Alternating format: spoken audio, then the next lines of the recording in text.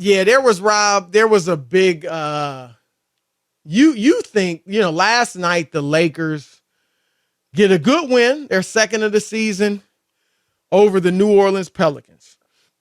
And Matt Ryan, not the former quarterback or the current quarterback for the Indianapolis Colts, but Matt Ryan, journeyman, to put it kindly, 3-point shooter. Matt, who? I thought he was a quarterback for the Colts. No? Right. You just started listening, right? Yes. You were late on that. You're about I'm about 10 minutes late. I'm sorry. But I'm so caught up with all these games. I am caught up tonight. He hit the 3-pointer to send the game into overtime. And some people are making a big deal out of the fact that the play was called for Matt freaking Ryan, and not for the great LeBron James. Do you think that's a big deal? It's not the biggest deal in the world, Chris. What it is a narrative that has always been out there about LeBron. And I just think it just keeps feeding into that. And Matt Ryan, he made the shot. They won the game. It's not the end of the world, Chris, whether or not. And I think when you talk about LeBron being the all-time greatest, these are the things that people point to, is that oftentimes you felt like LeBron would rather give up the ball. And I'm not saying in this situation, there's a play call. I'm talking about just in general, the narrative about him sometimes, that he'd rather give it up to a lesser player than to take it to the hole and get a foul and make free throws or whatever it is, or bully his way through the crowd and go to the basket or whatever. And I think that's the only reason why it keeps coming up. And the difference between, we've seen Michael Jordan give up the basketball in big moments and big situations, but we've also seen Michael knock down these big shots. We've seen LeBron do it. Yeah, but not on the scale of Jordan. The only one that wasn't on the scale of Jordan was Jordan's against Utah. And the difference is Michael Jordan, in his decisions and the ones that he's made, he's won 6 championships, and LeBron has lost 6 championships. And I think that's it, because you might be giving it up to somebody else, and that might be the right quote-unquote basketball play, but it hadn't worked out for you because you lost 6 times. I think that's ultimately, Chris, the narrative. If LeBron was 4-0 in the NBA Finals, right, and he had given up the ball to other people and they made the shot I don't think we'd be having this conversation. But because he's lost so many times, I think that's why people feel the way they do. I don't know. It's interesting because LeBron does have a lot of buzzer beaters. I think he's in the top 5 all time with how many buzzer beaters he's had in the playoffs. I think it's definitely a non-story. And I'm going to start here, Rob. I'm going to give Darvin Ham some credit. That's the rookie coach for the Lakers. He's coaching. All right. Enough of this, we're down 1 or we're down 2 or 3 with 5 seconds left or with 10 seconds left. I'm just going to give the ball to my best player and let him go one-on-one. That's not coaching. How about you run a play? Now, you might get the ball in the hands of your best player, but how about some action to get him the ball? How about some options for him? If he doesn't have the shot, he can kick a pass or something like that. And too often, these coaches call on their superstar to play hero ball at the end of a game, and it's lazy coaching. I give Darvin Ham credit, Rob, for running a play, which is not an unusual play. Plenty of teams run it, all right? But he did run a play, and it was a great play at the end of the game. And Rob, to call that play for Matt freaking Ryan instead of LeBron James, that's coaching. So I'm going to give Darvin Ham some credit for that. On top, Rob, of bringing Russell Westbrook off the bench. Frank Vogel couldn't do it. Darvin Ham's been there 7 games, and he's done it. So I'm going to give Darvin I'm not saying he's the next Red Auerbach. I'm just saying I like seeing good coaching. I like seeing a coach who stands flat-footed and said, this is the way we're going to do it. Okay, let me ask you this. And I get it. It worked. and I'm not against you and your idea of coaching, but if Matt Ryan put up an air ball, which he did not, he nailed it, would people have a different conversation about him designing a play for a guy most people didn't even know was on the team until last night? I don't know. Okay. I don't care because he didn't hit an air ball. No, I'm just saying. I just say if he missed the shot. I mean, an air ball, you go to the extreme. I got to go extreme, he of throws course. up an air ball. Rob, we could do that with everything. I know, but we got 3 hours to kill. What I am saying is this. If he misses the shot, I wouldn't kill him. Nobody's saying you would kill him, but they would question and go, "Is that the play?" Well, you might ask him why. Is that the play? Yeah. Why Matt and Ryan? If he has a good, my explanation would be he's our best 3-point shooter. Okay. We needed 3. Why not LeBron? LeBron struggling from 3. What was LeBron? 0 for 7 from 3 or something last night? I don't think that's a play for LeBron. I'm with you on that. I don't. It shouldn't be right. Like he's not a 3-point maker for me, Chris. He's wouldn't. streaky. He'll be off or he'll be hot.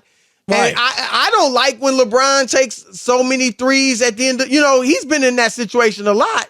And he'll just be kind of dribbling on the perimeter and then take a long 3 at the end of a game. Why? You're not Steph Curry. So but to answer the question, no. The fact that it wasn't drawn up for LeBron is not a big deal. Rob, I've talked to Michael Jordan about this. He's told me, he said there were times he was a decoy. He said plenty of times he was a decoy in big games. Rob, you remember the 1993 Finals, Game 6. John Paxson hit the game-winning shot that clinched the finals. Jordan was a decoy on that play, he told me. So this notion that, I don't know if anybody on TV said it, but Jordan would have demanded the ball. Jordan wouldn't have let that. No. It's about winning. It's about making the best play. Jordan knew Steve Kerr and John Paxson were better 3-point shooters than him. So I think that's ridiculous. Rob G. Hoppin here is a Laker fan. Do you think it was a big deal that the play wasn't called for LeBron? As a Laker fan, no, because he was horrible last night. He was 1 for 11 outside the paint. But just he's your best play.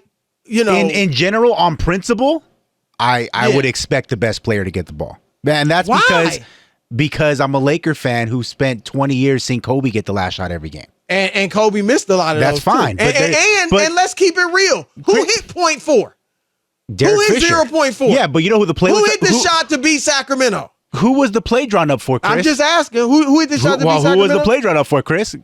It was drawn up for Kobe. Phil Jackson, he didn't deliver. Who you said in the pre-show meeting, it's not like Darvin Ham is Phil Jackson. Phil Jackson drew up almost every single game-ending play that I can recall for the Lakers. I don't believe that. 99% of them. Because most of the big ones I remember, not all, because Kobe obviously hit his share. We can ask Steve DeSayer. He's been watching the Lakers for longer than I have. Most of the big ones that were hit, what were the biggest ones? Derek Fisher, but the play was drawn up for Kobe. Robert Horry. No, I get it. Kobe missed the shot. Shaq missed the tip in. It got tipped out to Robert Horry. So, Chris, your argument doesn't make sense because it was still drawn up for the best player. Why wasn't it always drawn up for Michael Jordan? Well, in that situation, Rob G just said my argument did not make sense. To not drop the play for Michael Jordan?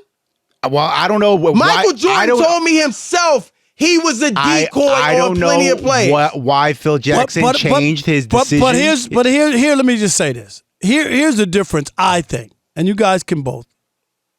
I think there's a difference between the play being drawn up for somebody and people getting the feeling like LeBron doesn't want the shot, and I'm not saying, Chris, that that's the case 100%, but I think there was a feel or a thought that I don't want to go up there and have to make free throws, or I don't want to have it on my case, so I'm going to pass the ball to a lesser player in a situation, even though I could have kept the ball and gone to the hole and been fouled or whatever. Do you think there's any of that people don't always believe that LeBron wants the ball? I think there's been a narrative created unfairly that LeBron doesn't want the last shot. Rob G, do you feel that same way? That there's a narrative or a sense of no. So I think he does want the last shot. I think he doesn't want to get fouled, which is why he doesn't do what he's best at the end of games, which is go to the basket, right? Because he's not sure of his free throw. Exactly. Shooting. Remember when they played with that. in Miami before Miami won his first championship, and LeBron had the ball last second shot against Chicago. He drove to the basket, got fouled by, I believe it was Joakim Noah. So there are times where he did drive to the basket.